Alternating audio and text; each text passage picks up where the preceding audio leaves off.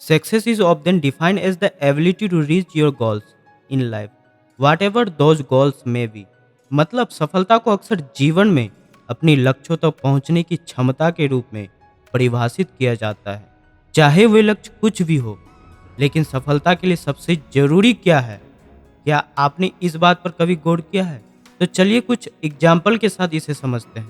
Friends, आप सभी giraffe नाम के भारी भरकम शरीर वाले जानवर के बारे में जानते ही होंगे। माता जिराफ उनके बच्चे को खड़े खड़े जन्म देती है। उसका बच्चा माँ की नरम कोख से जमीन पर गिर जाता है और बैठ जाता है।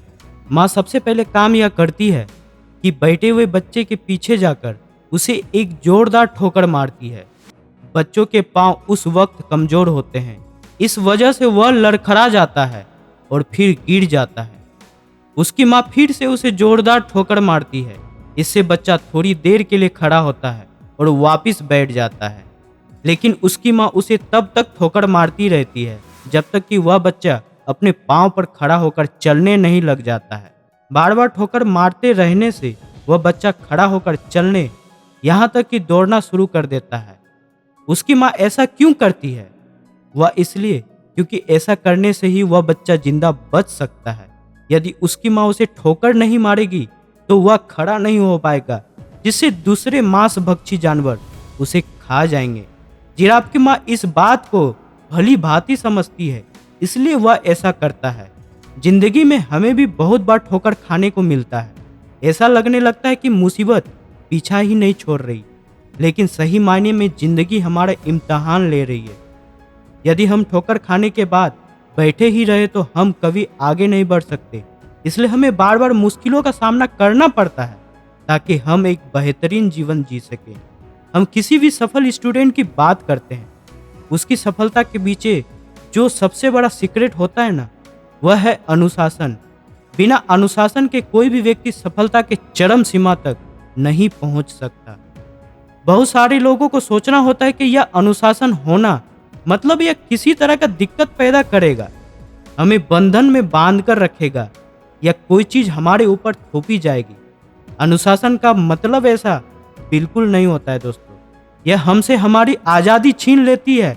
हमारे ऊपर जितनी भी मुसीबत आती है, जिस भी प्रकार की मुश्किलों का हमें सामना करना पड़ता है ना, उन सभी को अनुशासन की ताकत से ही मिटाया जा सकता है।